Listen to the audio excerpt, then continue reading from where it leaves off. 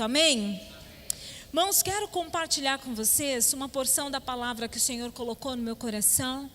Mas antes eu gostaria de mais uma vez nós orarmos. Se você puder colocar sua mão sobre o seu coração, fechar mais uma vez os teus olhos, pôr o teu pensamento em Jesus. Ele é a figura mais importante aqui nesta noite. Não há nada mais especial do que Jesus. Vamos orar ao Senhor. Jesus, nós te entronizamos ainda mais aqui em nosso meio. Queremos dizer que não há nada melhor, não há nada mais importante, não há nada mais precioso aqui nesta noite do que o Senhor, do que a tua presença. Na tua presença, Senhor, há tudo o que nós precisamos. Te pedimos, por favor, em nome de Jesus, acalma o nosso coração. Aquieta a nossa alma e torna, Senhor, os nossos ouvidos e também o nosso coração sensível à voz do Teu Espírito.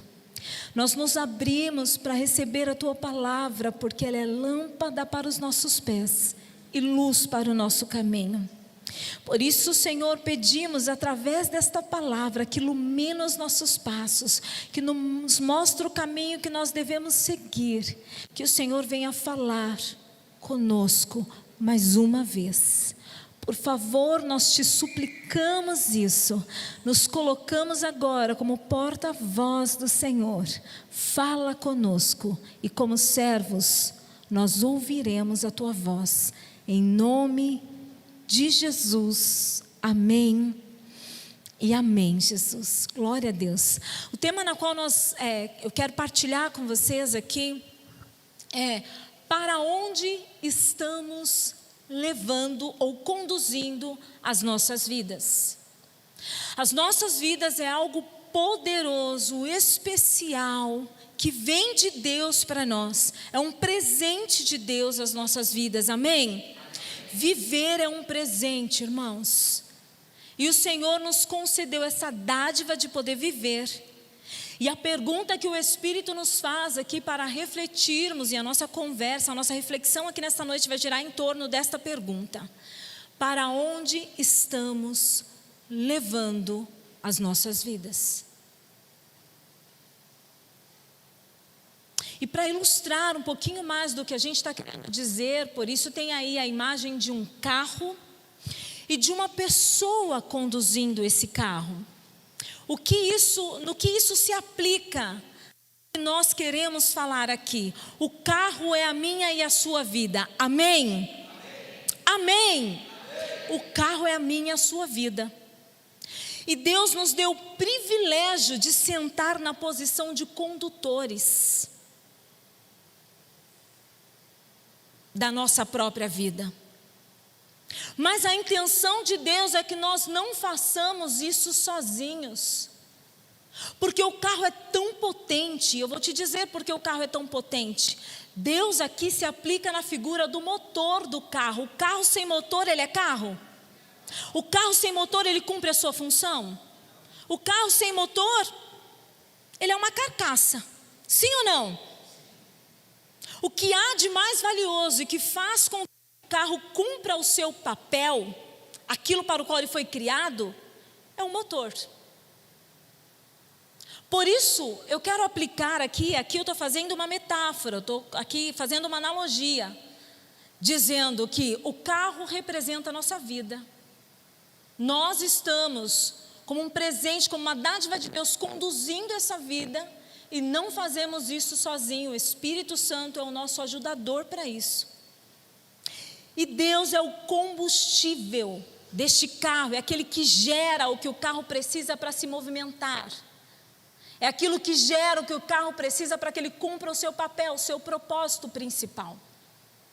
E aí, Deus, tão maravilhoso como Ele é, Ele nos dá o livre-arbítrio. Na condução do carro, nós temos a liberdade de virar esse carro para onde nós quisermos.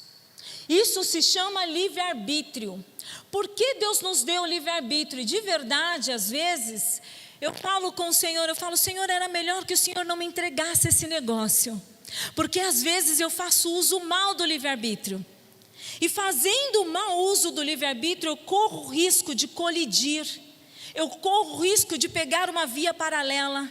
Eu corro o risco de sair do caminho e da direção que o Espírito de Deus está colocando diante de mim. Porque o livre-arbítrio nos faz fazer escolhas.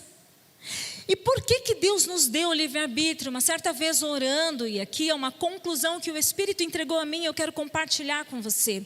Muito pedagógico e simples, mas profundo, nos ajuda a entender.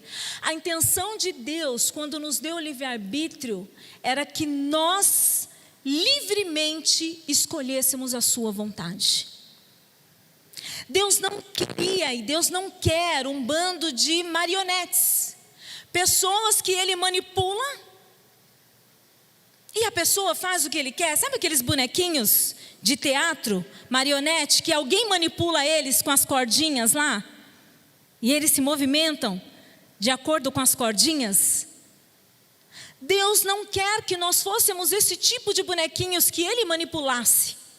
Mas Deus nos deu o livre-arbítrio e a liberdade de escolher, na intenção de que nós escolhêssemos o Senhor e a sua vontade. Mas, infelizmente, nem sempre nós fazemos as escolhas certas. Sim ou não? E a pergunta que o Espírito está nos fazendo diante do livre-arbítrio e da escolha que nós temos: o que nós estamos fazendo com a nossa vida? Quais são as escolhas que nós estamos fazendo? E as escolhas que a gente faz definem a nossa rota. E a nossa rota nos diz aonde nós vamos chegar. Paulo disse: eu prossigo para o alvo. Porque prosseguindo para o alvo, eu tenho um prêmio. E esse prêmio se dá uma soberana, algo soberano, algo superior, soberana vocação que há em Deus. Paulo tinha um alvo, o alvo de Paulo era Cristo. As nossas escolhas precisam nos levar para Deus. O que Deus espera de mim e de você? Que nós conduzimos as nossas vidas fazendo as escolhas segundo o Espírito para Deus. Tudo começou em Deus, viemos de Deus, sim ou não? Para Deus voltaremos. O começo de todas as coisas é Deus, sim ou não? E o final de todas elas precisa ser o Senhor. Nós podemos fazer muitas coisas na vida como fazemos: trabalhamos, comemos, dormimos, passeamos, desfrutamos da beleza da criação. Nós fazemos muitas coisas, mas Deus quer que façamos tudo isso com uma única finalidade: que no final nos encontremos com Ele. Que no final a nossa vida seja entregue para Ele. Quando nós pensamos para onde nós estamos conduzindo a nossa vida, eu acho válido a gente pensar e nos ajuda a chegar a uma conclusão. Quando a gente pensa aonde é que nós estamos investindo aquilo que é de mais precioso que nós temos, e que Ele vai e Ele não volta. O que é isso? O tempo. Aonde nós estamos empreendendo a maior parte do nosso tempo? Disso mostra o que nós estamos priorizando mais. No que nós estamos gastando mais tempo? A ordem ideal do qual Deus espera de nós é que nós investimos tempo com Deus. Depois nós vamos investir tempo na família, porque é algo de Deus para nós, amém? E depois nós vamos investir no ministério e no trabalho. Eu coloquei ministério e trabalho em pé de igualdade, porque o nosso local de trabalho também é o nosso ministério. Então eu não separei, eu não desassociei, não coloquei nenhum primeiro, nenhum outro. Nenhum que vem antes, nem depois. Os dois estão iguais. Porque nós temos ministério dentro da igreja, nós temos ministério também fora da igreja. O nosso local de trabalho precisa ser o nosso ministério. Precisa ser um lugar onde a gente testemunha de Jesus. Precisa ser um lugar onde a gente, às vezes, sem falar, a gente fale, as nossas atitudes falem de Jesus, aponte para Ele. Que a nossa atitude em Deus conduza pessoas à salvação em Jesus. Desperte nas pessoas o desejo de conhecer esse Deus tão lindo, tão maravilhoso e tão especial, na qual nós amamos e servimos. Então, onde é que nós estamos dedicando o nosso tempo? E muito pertinente, ontem nós estávamos no evento com os nossos adolescentes. E nesse evento com os adolescentes, das pessoas que foram eleitas ali naquela noite para palestrar, foi um empresário muito bem sucedido. E o testemunho dele nos marcou muito. Por quê? Ele, como um empresário muito bem sucedido, o que ele falou para nós? Que ele, para ser bem sucedido, trabalhou muito. Ou seja, a maior parte do tempo dele foi investido no trabalho. E aí ele partilhou com a gente que por 6 vezes ele quase morreu, irmãos. Imagine que é uma pessoa 6 vezes quase morrer. Quem estava lá já está rindo. Porque se lembra, ele contando cronologicamente os fatos, e chega a ser engraçado. Se não fosse trágico, seria cômico se não fosse trágico a situação. Mas chega a ser engraçado a maneira como ele partilhou conosco das 6 vezes em que ele quase morreu. E foram 6 situações incrivelmente difíceis em que ele ficou à beira da morte. E aí eu vou me ater aqui à última situação em que ele comentou que ele foi para fazer uma cirurgia simples de carne esponjosa. É uma cirurgia que quando você vai se consultar com o médico fala, você tem que fazer essa cirurgia. O que o médico vai falar para você? É uma cirurgia simples, você interna de manhã, no final do dia você está liberado. Até de alta, vai para sua casa. Ele entrou na cirurgia e para ele parece que as coisas nunca são fáceis. Que irmão que é provado, irmãos. A gente descobre que a gente não tem prova quando a gente escuta testemunhos, como que ele partilhou ontem. E aí ele falou que ele entrou na cirurgia, não deu, acho que foram meia hora de cirurgia, ele teve uma parada cardiorrespiratória. Ficou por 30 minutos em parada cardiorrespiratória, foi feito o trabalho de ressuscitação, ele ressuscitou depois de 30 minutos, foi encaminhado direto para a UTI. E aí lá na UTI ele ficou mais 4 dias de molho, no 5º dia ele teve alta. Quando ele teve alta, quando ele retornou da UTI, foram desligados lá os sedativos, tal, ele voltou em si. O médico faz aquelas perguntas que é de praxe para saber se a pessoa foi afetada, porque 30 minutos de parada cardiorrespiratória pode gerar sequelas mentais, né? E o médico fez ali aquele protocolo das perguntas, checou, o irmão estava lúcido, estava tudo bem, não tinha tido sequela. E aí ele pergunta para o médico falou, você sabe que dia que é hoje? Ele disse terça-feira, que era o dia, terça ou foi segunda? Terça mesmo. Terça-feira, porque era o dia que ele tinha internado para fazer a cirurgia. Ele falou, hoje é terça-feira, porque na cabeça dele ele tinha entrado de manhã e ia sair no final do... Então na cabeça dele era terça-feira, final do dia. E aí a médica falou assim, não, hoje é sábado. Ele falou assim, o que aconteceu comigo? A médica explica todo o processo que ele passou. E aí ele falou assim, usufruí de mais uma das 7 vidas que eu possuo. E aí esse irmão teve alta, foi para casa. E é aqui que eu quero me ater também a parte do testemunho desse irmão. Quando ele chega em casa, ele entra na sua residência. A primeira coisa que ele se depara em cima de um móvel, não me recordo que móvel que ele falou que era, mas era em cima de um móvel na sua casa. A sua carteira e a chave do seu carro. Na hora que ele olha para a carteira e para a chave do carro, Deus fala com ele. Porque o Espírito Santo de Deus não escolhe hora nem lugar. Aonde Ele quer, Ele fala conosco. Amém? A situação que Ele quiser, Ele usa para falar conosco. Amém? E aí, aquele irmão olhou a carteira e a chave dentro do carro, viu a situação, as condições que ele estava em estado de recuperação, de restauração da sua saúde. Sabendo do perigo iminente da morte, que ele poderia ter morrido e não estar mais ali. Ele pensa, o Espírito falando com ele, o Espírito de Deus falando com ele. Essa carteira e esse carro, ou seja, todo o dinheiro que eu possuo, a carteira representando os bens, o dinheiro dele. E esse carro que eu tenho, ficaria aí, estaria aí se eu estivesse morrido. E o que de mais precioso eu possuí? O que eu fiz com de mais precioso que eu possuía?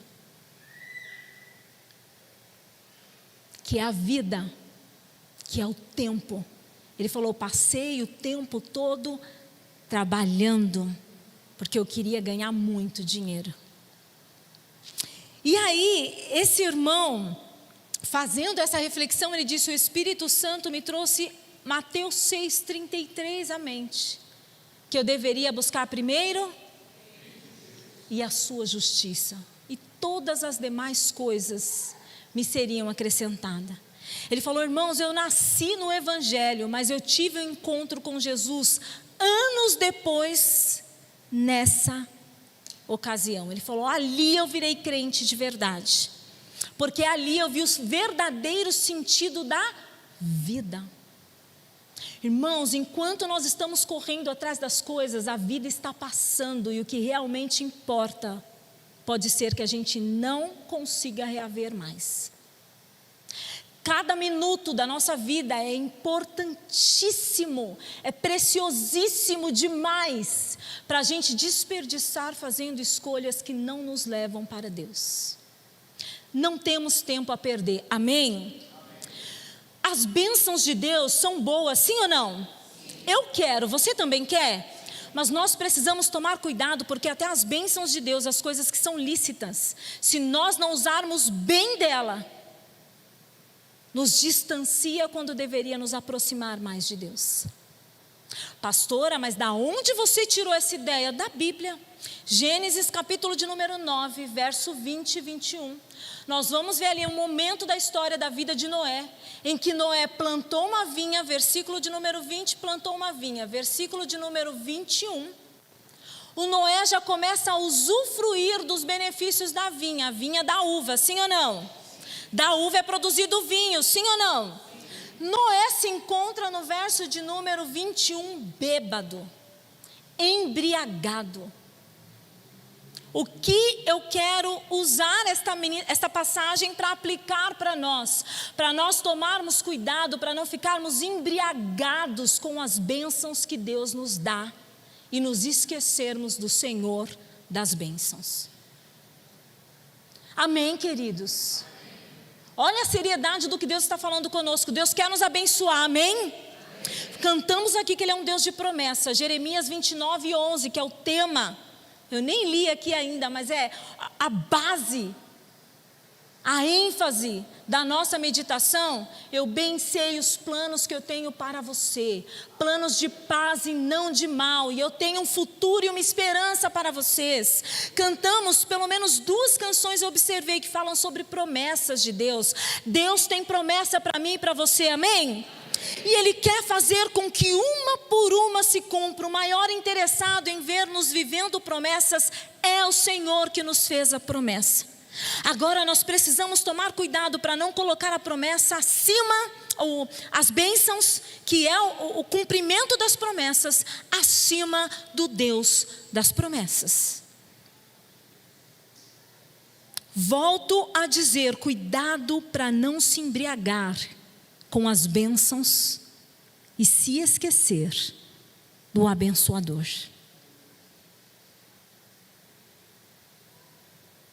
Noé arrumou um problemão de família, que gerou um problema geracional, porque se embriagou com as bênçãos. Cuidado, cuidado. Voltando aqui, ainda para o nosso esboço, Salmos de número 89, verso 39, Samuel. Põe para nós, por favor. Deus, o Senhor, Ele quer que vivamos as promessas. E Ele diz lá no verso 84, 39, eu não violarei a minha aliança. O pacto que Deus tem comigo e com você é inalterável. Não há nada que a gente faça que vá mudar a palavra de Deus ao nosso respeito. Ele fala, eu não modificarei a aliança, e nem a promessa dos meus lábios. A pergunta que não quer se calar: se Deus não muda a promessa e nem muda a palavra que Ele liberou sobre nós, pergunta que não quer se calar: por que não estamos vivendo as promessas de Deus? Faz sentido a pergunta? Deus quer cumprir, Ele já liberou, por que não estamos vivendo? Diga assim para o irmão que está do seu lado: por causa das nossas escolhas. As nossas escolhas podem nos tirar ou nos introduzir nas promessas de Deus. Deuteronômio, capítulo de número 11, verso de número 26 e 27 e 28. Olha o que Deus está dizendo para o povo de Israel, e esses somos nós também, amém? Deus está dizendo assim: prestem atenção. Hoje eu estou pondo diante de vocês a bênção. Diante da bênção e a maldição, a gente faz o quê? Diga escolha. Ah, vocês não estão aí não. Diante da bênção e da maldição, nós vamos fazer o quê? Escolhas. Deus está dizendo: é isso que eu coloco diante de vocês. Mas me chama a atenção o verso de número 26, que Deus começa falando: prestem atenção, cuidado com o que vocês vão escolher. Cuidado com a escolha que vocês estão fazendo, presta atenção. Eu estou colocando diante de vocês bênção e maldição. Verso 27, vocês terão bênção se vocês obedecerem os mandamentos do Senhor, o seu Deus, que hoje eu estou dando. Mas terão maldição se desobedecer os mandamentos do Senhor, o seu Deus, e se afastarem do caminho do Senhor. Irmãos, a bênção de Deus consiste em nós obedecermos e permanecermos nele. Se nós desobedecermos e nos afastarmos dos caminhos do Senhor, a gente sai do lugar da bênção e da promessa. A bênção e a promessa está aqui, e quando eu obedeço, eu entro debaixo dela. Mas quando eu desobedeço e desisto dos caminhos do Senhor, eu estou fazendo assim, ó. Quem retirou a bênção foi Deus? A minha escolha me fez sair de debaixo da bênção. E aí a gente continua, Deuteronômio, capítulo de número 11, o verso 15. O Senhor está orientando Israel, dizendo assim: se porém... Não, perdão, aqui não é Deuteronômio, é Josué. E aí é Josué, não é o capítulo 11, eu anotei errado. É o 24. Quando Josué faz uma declaração diante de uma escolha que ele tinha que fazer, não apenas por ele, mas por sua casa e por sua família. Irmãos, tem escolhas que a gente faz que afetam não só a gente, mas afeta a gente e afeta os nossos amados, os nossos familiares, aquele a quem nós amamos. Por isso nós precisamos prestar muita atenção. Josué, capítulo de número 24, verso 15.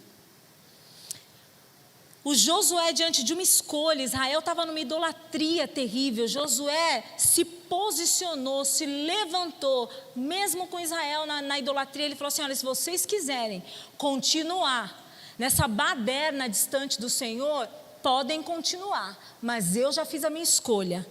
Eu e a minha casa, ou eu e a minha família, serviremos ao Senhor.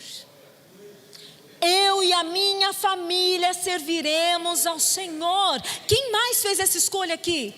Não abra mão até que você veja toda a sua família rendida aos pés de Jesus. É eu e a minha casa, eu e a minha casa, eu e a minha casa, eu e a minha casa. Servimos ao Senhor. Cuidado com as influências que vocês recebem. Há quem diga por aí que nós somos produtos do meio.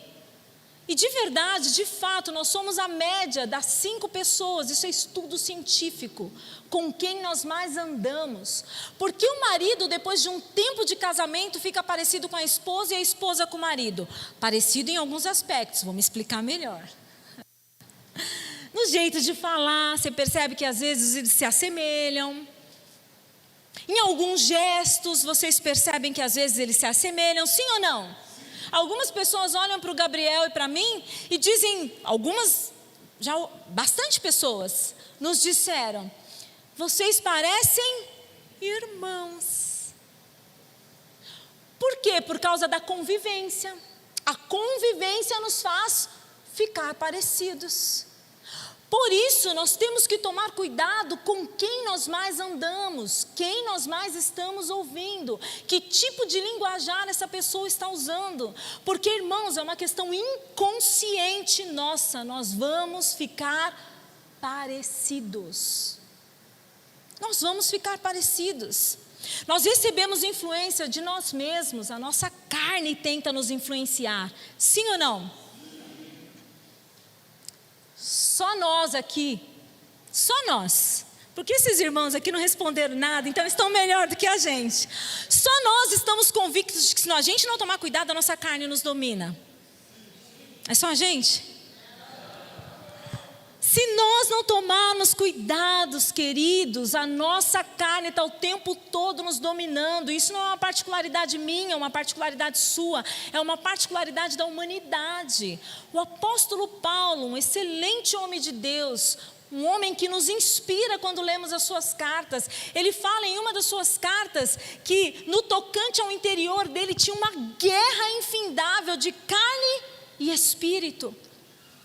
O bem que ele queria fazer, ele não fazia. O mal que ele não queria fazer, quando ele pensava, ele já estava fazendo. Precisamos tomar cuidado com a nossa carne, porque ela também nos influencia. Então, nós recebemos influência da nossa carne, nós recebemos influência dos outros, das pessoas, do nosso ambiente de trabalho, da sociedade onde a gente vive. Recebemos influência da política, recebemos influências, agora trazendo para a esfera espiritual, falei de algumas esferas naturais.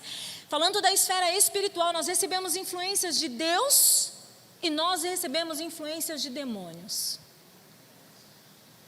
Por que eu estou dizendo isso? No reino espiritual não tem neutralidade. Sai de cima do muro. Escolhe hoje com quem você quer andar. Escolhe hoje quem quer te influenciar, quem você quer que te influencia. Porque no reino de Deus não tem neutro. Ou eu pertenço a um, ou eu estou com o outro. Isso é Bíblia, irmãos. Não tem meio termo. O papo de Deus comigo e com você, porque Ele nos ama, está reto, amém? O Senhor está falando rasgado comigo e com você, para nós tomarmos cuidado, quem está nos influenciando, que voz que nós estamos dando ouvido. Deus fala conosco, amém? Mas o diabo também tenta falar com a gente. Conversando com uma queridíssima jovem, eu fecho os olhos, eu posso ver o rosto daquela moça. Eu via Deus nela no Blessing ontem, 16 anos. Não é da nossa comunidade de fé, por isso posso contar o fato. Mas não vou dar nomes. Essa jovem abrindo o coração para nós, uma jovem que nasceu, cresceu na igreja. A jovem falou para mim, eu estou ouvindo vozes que estão me fazendo duvidar da existência do meu Deus. Ela falou com lágrima nos olhos, ela falou com os olhos marejando, porque ela ama Jesus. O que eu vi naquela lágrima? Eu amo Jesus, mas a voz está tentando me confundir acerca deste amor. Por quê? Por causa de uma circunstância que ela estava enfrentando de divórcio dos pais na casa dela. O divórcio dos pais, a escolha dos pais de divorciar, estava dando álibi, estava abrindo precedentes para vozes demoníacas confundir a mente daquela jovem, daquela menina de Deus, acerca do amor de Deus pela vida dela. E ela chegava a me dizer, eu estou tão confusa e eu estou tão triste por essa confusão, porque um lado de mim quer o Senhor, o outro lado de mim quer desistir de tudo.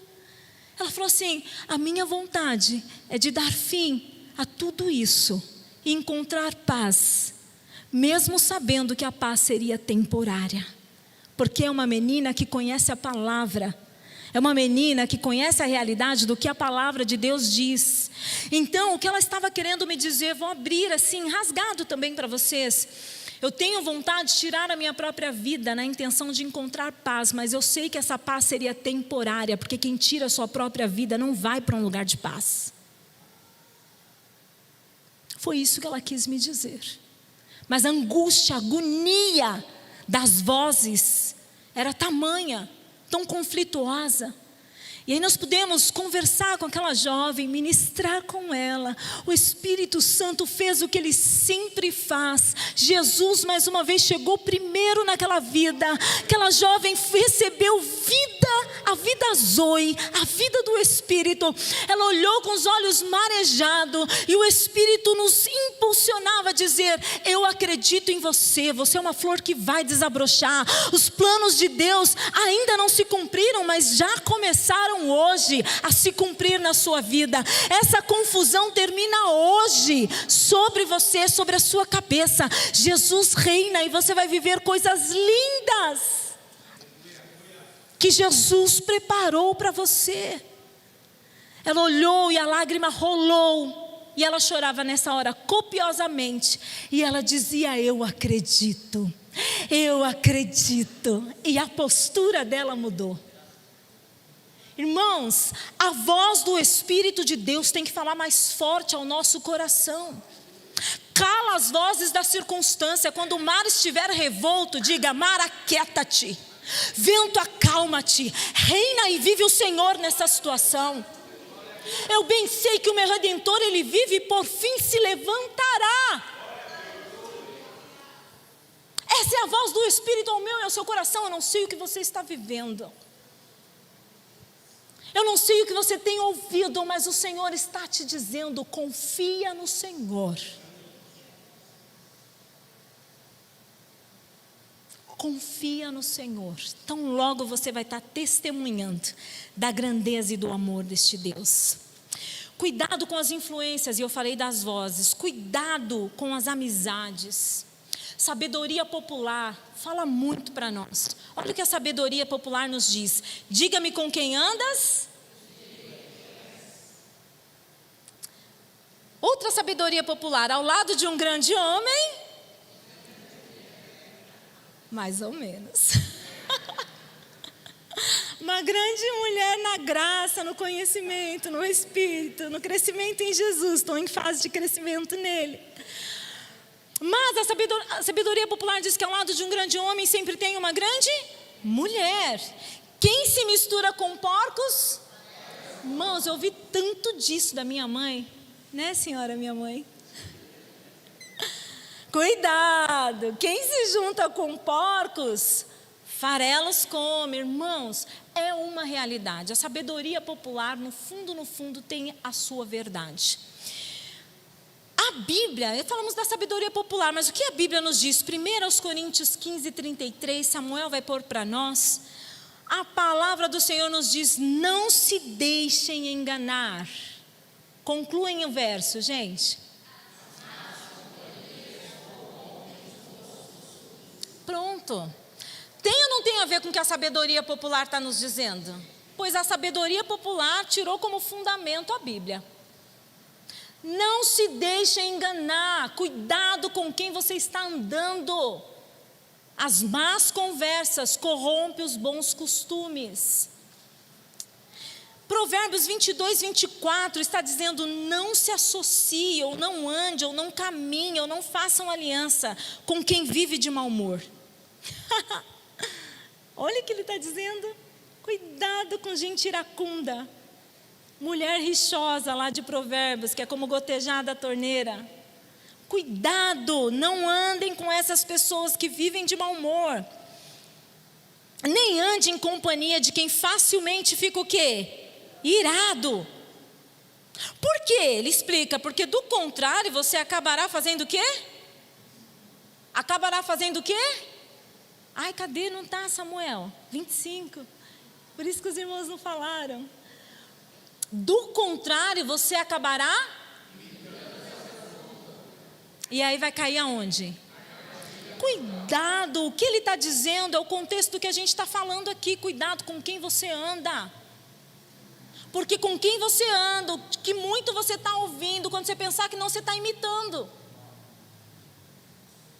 E aí, você cai numa armadilha. Quer ser sábio? Anda com gente sábia. Quer ser calmo? Procura caminhar com gente mais calma, mais tranquila, que já alcançou esse fruto do Espírito.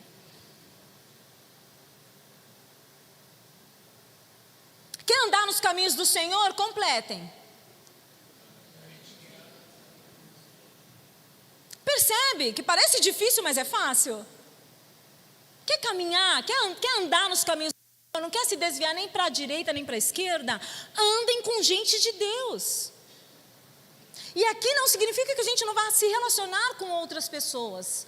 A gente vai se relacionar, mas com propósito. A Bíblia está falando de andar, de caminhar, de estabelecer laço. Provérbios 13:20 está dizendo que quem anda com sábios será sábio, mas quem anda com tolo acabará mal. Jesus andava com 12. Ele se relacionava com todo tipo de gente, sim ou não? Ele encontrou a mulher adúltera, ele encontrou a mulher samaritana que tinha 5 maridos e o 6º não era dela. Ele andou com prostitutas, ele andou com alcoólatras. Jesus, ele se encontrou, ele se encontrou com essas pessoas. Mas andar, a gente vai ver nas escrituras que Jesus andou com os discípulos, porque eram pessoas que faziam parte do propósito de Deus para a vida dele. Eram pessoas que, qual era o propósito de Deus? Daria continuidade ao legado que Jesus carregava. Eliseu andou com Elias, Paulo andou com Barnabé, e eu e você, com quem nós estamos andando? Precisamos caminhar com pessoas que nos levam ao cumprimento do nosso propósito, pessoas que nos inspiram, pessoas que amam Jesus mais do que a gente ama, porque aí o que vai acontecer? Eu vou amar cada vez mais. Pessoas que obedecem mais do que eu obedeço, porque a tendência é obedecer cada vez mais. Amém, gente? E aqui eu já estou caminhando para o final. Eu vou falar sobre a conversão do nosso carro, porque até aqui nós falamos de algumas coisas que nos tiram da rota, sim ou não? Agora nós precisamos convergir o nosso carro, convergir a nossa vida para a rota que nos leva para o alvo, que é Cristo, sim ou não? E eu quero compartilhar aqui 3 desses pontos, e eu quero já convidar o Ministério de Louvor aqui para nós. Primeiro ponto, irmãos, de conversão, primeiro ponto para a conversão. Nós precisamos entregar a nossa preciosa vida nas mãos do Senhor. Pastora, mas eu já aceitei Jesus como Cristo, como Senhor da minha vida. Eu já me batizei nas águas e eu já venho para os cultos, eu frequento casa de paz.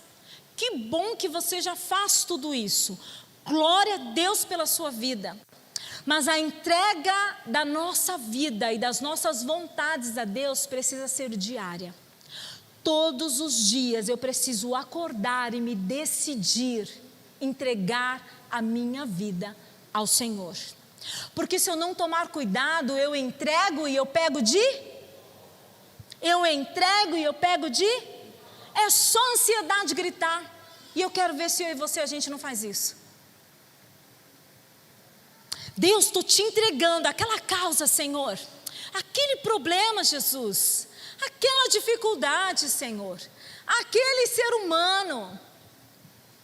Se entregou. No minuto seguinte, a circunstância está lá, sim ou não? E aí você vê a circunstância depondo contra a sua entrega, sim ou não?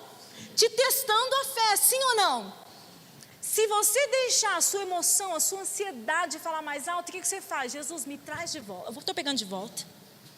E eu vou vir para distante do Senhor, porque eu não quero nem que o Senhor veja o que eu vou fazer. Me dá 5 minutinhos, Jesus. E aí a gente faz do nosso... E aí o que acontece com o carro da vida? Colide. Cuidado para não dar PT. Não pede 5 minutinhos para o Espírito Santo, não. É perigoso demais. 5 minutos é o suficiente para a gente perder a vida. Cuidado. Voltando para o nosso ponto, Salmo de número 37, verso 5. Vamos ler juntos? Entregue o seu caminho ao Senhor. Confia nele e ele agirá. Entrega está ligado à confiança. Eu só tenho a certeza de que eu entreguei quando eu confio. E quando a ansiedade bater a minha porta, eu vou dizer para ela: se aquieta, fica no seu lugar, porque Jesus está cuidando de tudo. Segundo ponto, nós precisamos manter a chama do amor que já está no nosso coração por Jesus acesa. Nós precisamos cultivar esse relacionamento com Jesus. Salmos de número 1, verso de número 2. Como que eu faço para cultivar esse relacionamento?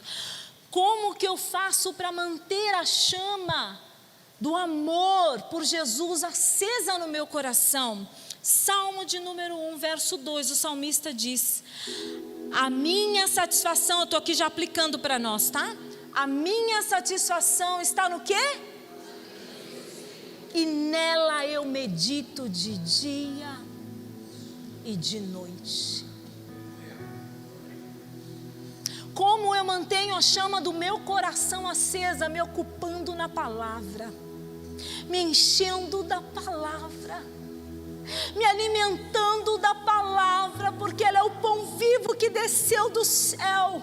Ela alimenta a fome, a maior fome que há em mim, a fome do meu espírito. Só a palavra pode saciar. Não há nada do que nós possamos nos fartar para alimentar a alma do que a palavra do Senhor. Está passando adversidade, não busca ouvir coisas que te levam para distante das promessas. Abre a palavra, ouça o Espírito, se enche de esperança, se enche de vida, porque a palavra de Deus nos dá vida.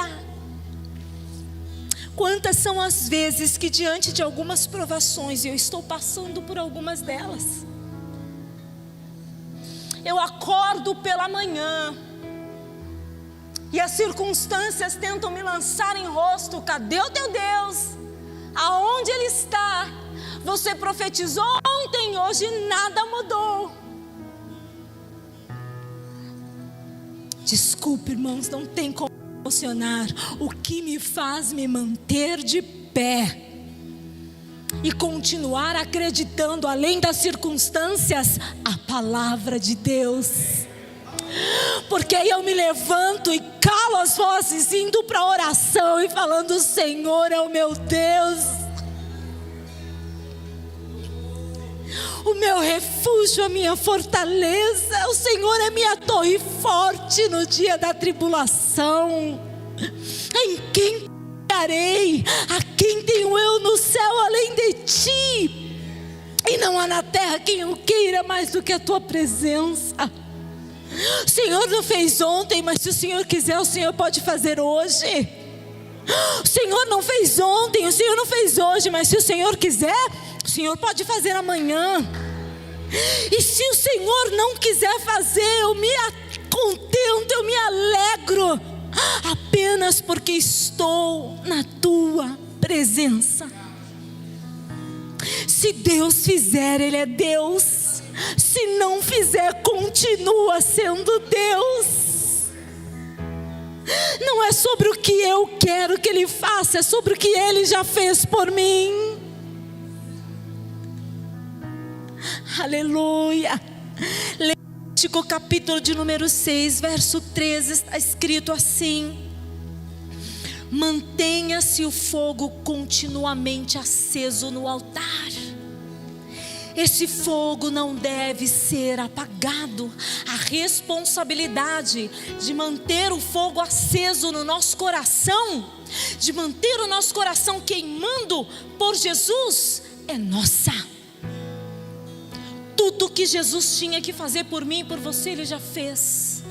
A responsabilidade agora de manter este amor, essa esperança viva no nosso coração é minha e sua.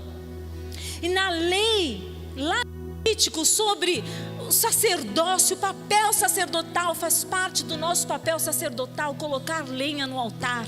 Como eu coloco lenha no altar? Indo para a presença, lendo a palavra, orando e profetizando a palavra, me enchendo do Espírito Santo. Levítico, a gente volta para o 12. O 12 diz assim: mantenha o fogo aceso no altar, ele não deve ser apagado. Toda manhã, grave isso, toda manhã o sacerdote deve acrescentar lenha. Como está o seu tempo de devoção a Deus, de devocional?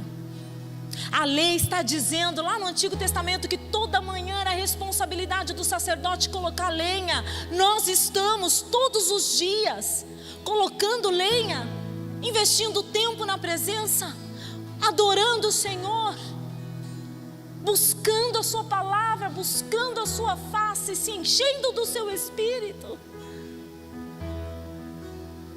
Ou a gente está atribulado, angustiado, correndo atrás do vento.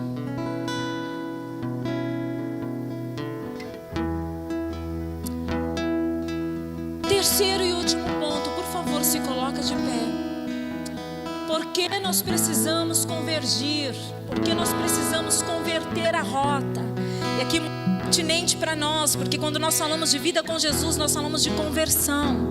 Porque nós precisamos nos converter todos os dias, converter a rota dos nossos caminhos todos os dias, irmãos. E aí vem o terceiro ponto: porque Jesus está voltando. Isso não é balela, isso não é história da carochinha contada pelos nossos avós. Isso é uma verdade inegociável, incontestável, incontundente. Jesus está voltando. 2 Pedro, capítulo de número 3, verso de número 8. Nós vamos ler alguns versos e a gente vai concluir aqui a nossa reflexão. Pedro está dizendo assim: não se esqueçam disso, amados. Para o Senhor, um dia é como 1000 anos, e 1000 anos é como um dia. O Senhor não demora em cumprir a sua promessa, como julga alguns. Pelo contrário, o Senhor é paciente com vocês. Ele não quer que ninguém pereça, mas que todos cheguem ao arrependimento. Por que Jesus não voltou ainda? Ele está esperando alguns ainda se arrependerem. Por que Jesus ainda não voltou? Por amor e misericórdia a nós, porque Ele está esperando o nosso arrependimento. Ele está esperando o arrependimento da igreja, Ele está esperando o arrependimento do mundo, Ele está esperando o arrependimento do ímpio. Jesus está esperando o arrependimento. Por isso que Ele ainda não voltou. Continuando o verso de número 9, ele diz assim, o 10 agora: o dia do Senhor, porém, virá como ladrão. Os céus vão desaparecer com grande estrondo, os elementos serão desfeitos pelo calor, e a terra e tudo que nela há será desnudada. Visto que tudo será assim desfeito de Deus e apressando a sua, visto que tudo será feito, que tipo de pessoa é necessária que vocês sejam? Visto que os céus vai desaparecer, a terra vai desaparecer, esses fenômenos que nós lemos vai acontecer, Jesus vai voltar. E aí o Pedro nos faz uma indagação: que tipo de pessoa é necessário que Cristo ache em nós quando Ele voltar? Que tipo de pessoa o Espírito Santo espera que sejamos no dia da sua volta? Aí Ele mesmo responde: vivam de maneira santa e piedosa, de maneira santa e cheia de fé. Aí Ele continua esperando o dia de Deus. E aí, com uma vida santa e piedosa, a gente está apressando a sua vinda. Naquele dia, irmãos, os céus vão ser desfeitos pelo fogo, e os elementos se derreterão pelo calor. Todavia, de acordo com a sua promessa, nós esperamos um novo céu e uma nova terra, onde habita a justiça. Portanto, amados irmãos, enquanto vocês esperam estas coisas, se empenhem para serem encontrados por Ele em paz, imaculados, que quer dizer isento de qualquer mancha imoral, inocente e inculpáveis, ou seja, alguém quem não se ache culpa. Essa é a igreja que o Senhor quer encontrar. Esses são os filhos que o Senhor quer encontrar quando Ele voltar. E eu concluo, antes da gente adorar Jesus, dizendo: deixe o Senhor governar a sua vida. Ele sabe o que Ele está fazendo. Está tudo cooperando para o seu bem. Romanos 8:28. Tudo coopera para o bem daqueles que amam a Deus e são chamados pelo seu propósito. Aguardamos a vinda do nosso amado, amém? Deixe Ele conduzir este negócio. Ele te colocou na posição de condutor, mas não faça isso sozinho. Clame pelo Espírito, consulte o Senhor a cada decisão, faça escolhas que te levem para mais perto dEle. Jesus está voltando, vamos adorar o Senhor.